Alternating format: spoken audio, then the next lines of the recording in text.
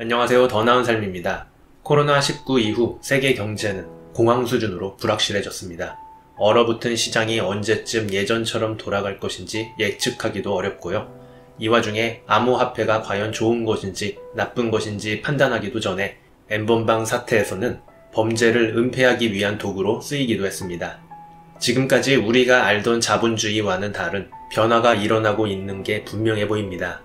지금이야말로 앞으로의 부의 미래 그리고 자본주의가 어떻게 전개될지 고민해야 하는 순간이 아닐까 싶습니다. 책 초예측 부의 미래는 디지털 권력을 둘러싼 충돌과 혼란 속에서 우리의 일과 삶의 방식이 어떻게 달라질 것인지에 대해 세계적 석학들의 놀라운 통찰을 볼 수 있는 책입니다.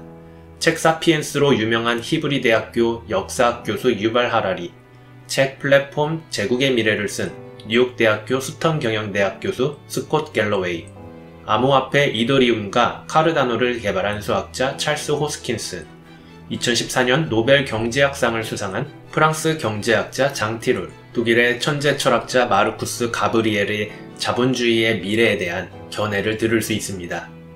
부와 경제의 흐름을 예측하는 이 시대 최고 지성들의 날카로운 시선에 귀를 기울이다 보면 지금 일어나고 있는 변화의 큰 흐름을 꿰뚫어 볼 수 있게 되는데요.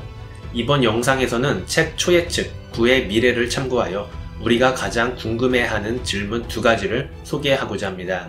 세계 경제의 미래는 어떻게 될까에 대한 유발 하라리의 생각, 그리고 암호화폐는 사회에 유익하지 않다고 단언하며 독점 기업의 제재와 공익에 초점을 맞추는 경제정책이 필요하다고 주장하는 경제학자 장티롤의 생각입니다. 유발 하라리는 자본주의가 잘 작동하려면 권한과 정보가 잘 분산되어야 한다고 주장합니다. 이를 설명하기 위해 공산주의 실패를 짚습니다. 과거 자본주의가 공산주의를 이길 수 있었던 이유가 바로 권한이 분산되어 있기 때문이었다고 이야기하는데요.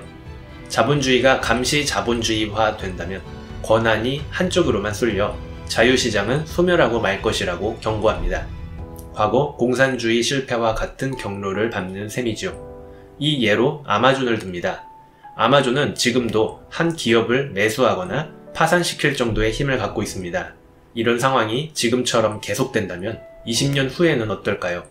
유발 하라리는 토마토에 빗대 이야기를 합니다. 우리가 지금은 토마토를 사러 갔는데 맛이나 가격이 별로라면 더 좋은 곳에서 사면 되지만 20년 후에는 전 세계에서 토마토를 파는 곳이 아마존 뿐일 수 있다는 것이죠. 그때는 토마토의 맛도 양도 아마존이 결정하게 되는 셈이라는 이야기입니다. 이런 결과는 데이터를 독점한 권력이 나타남에 따라 가능해집니다.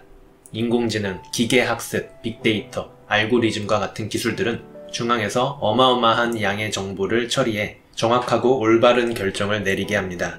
데이터를 더 많이 집중시킬수록 효율성이 높아지고 더 많은 성과를 거둘 수 있습니다. 예를 들어 유전학, 의학 연구를 할 때 수십억 인구의 DNA 정보와 의료 정보를 모을 수 있다면 훨씬 더 강력한 연구 성과를 낼 수 있지요. 그렇다면 데이터 처리 능력이 비약적으로 향상된 미래에는 DNA 정보를 더 많이 확보할 수 있는 중국과 같은 권위주의 국가가 더 번영할 수 있지 않을까요? 서구 자유주의 국가에서 누군가 DNA 정보를 수집한다면 인권 침해, 프라이버시 침해, 정보 누출 위험 등 갖가지 문제가 제기될 것입니다. 확실한 건 DNA 수집이 자유로운 국가일수록 의학과 유전학 기술이 더 발전하게 될 것이라는 사실이죠. 데이터는 부를 창출하는 원료가 되고 있습니다. 데이터는 각 개인에게 산재되어 있을 때 아무런 힘을 발휘하지 못하지만 데이터가 한 곳에 집중될 때 우리는 무에서 유를 창조해낼 수 있습니다.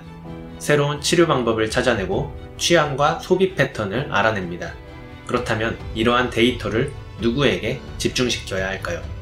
페이스북, 구글, 아마존과 같은 소수의 기업이 독점하는 것이 바람직할까요? 아니면 중국처럼 정부가 데이터를 독점하는 것이 바람직할까요? 우리는 데이터가 누군가의 재산으로 간주되고 취급되는 게 무슨 의미인지 잘 모르며 데이터 소유를 규제해본 적도 없습니다. 어떤 형태로 데이터를 다루는 게 바람직할지 그 누구도 알 수 없습니다. 데이터가 부의 권력의 원천인 경제가 되면 현재의 자본주의 구조는 크게 변할 것이며 정치, 경제, 사회 모든 것이 지금과 다를 것이라 말합니다. 데이터에 대한 진지한 고민이 시작되어야 하는 시점인 듯합니다. 2014년 노벨상 수상자 장티롤 교수는 적절한 규제로 시장이 더 잘 작동될 수 있게 해야 함을 주장하는 경제학자입니다. 그는 자본주의와 시장경제를 다른 개념으로 인식합니다.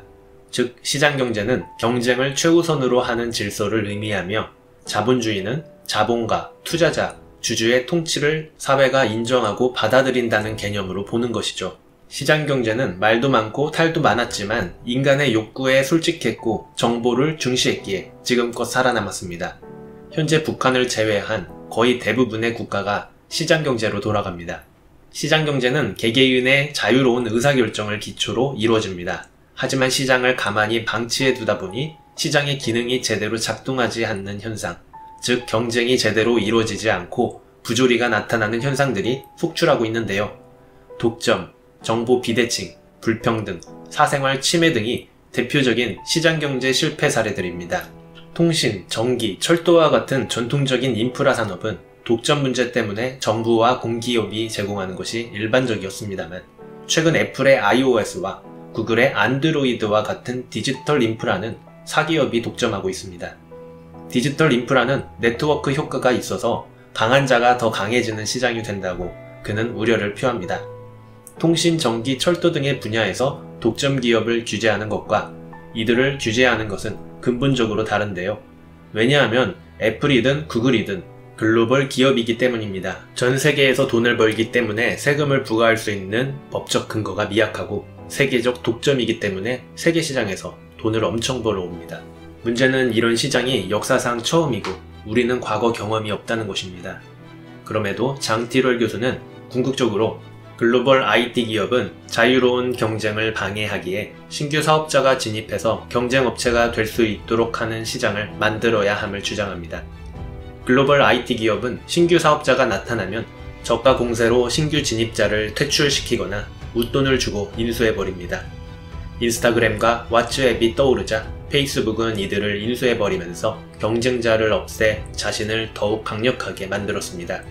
예전 같으면 더 성장하기 위해 IPO를 했는데 요즘 신생 IT 기업들은 오히려 글로벌 IT 기업들에 인수당하는 걸 선호하고 애초에 그렇게 되는 것이 이들의 목적입니다.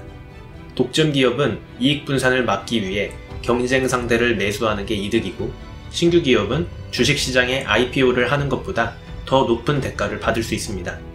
하지만 장기적으로 독점 기업의 탄생은 궁극적으로 경쟁이라는 시장 경제가 제대로 작동하지 못해 소비자가 피해를 볼 수 있다고 우려합니다. 그렇기 때문에 규제를 통해서라도 공정하고 자유로운 경쟁을 보호하는 정책이 필요하다고 주장합니다. 하지만 글로벌 기업이라 바람직한 규제 방식이 어떤 방식인지도 애매하며 미국 정부가 이들 기업이 더 이상 강해지는 걸 막으면 다른 나라 기업들이 그 자리를 비집고 들어올 것이 뻔합니다. 참 어려운 문제입니다. 그는 공익을 최우선하는 입장에서 시장을 그대로 두면 안 되고 규제가 필요하다고 말합니다. 그리고 정부가 시장에 개입하려면 두 가지 전제가 갖춰져야 한다고 말하죠. 정책 이반자의 정책이 언제든지 틀릴 수 있음을 알고 겸손하게 정책을 집행해야 한다는 것과 사법기관과 법 집행이 정치의 영향을 받아서는 안 된다는 것이죠.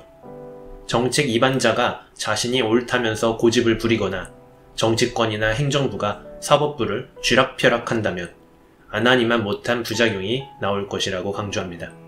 그 밖에 그의 견해 중 특이한 것은 암호화폐가 사회에 유익하지 않다고 단언하는 것인데요.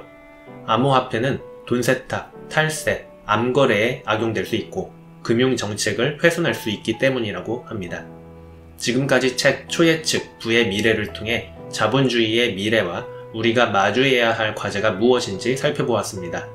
앞으로 다가올 미래에 대한 세계 석학들의 이야기를 통해 생각의 지평을 넓힐 수 있었습니다. 일반적으로 시장에 대한 규제는 경제 활력을 저하시킨다고 알고 있습니다.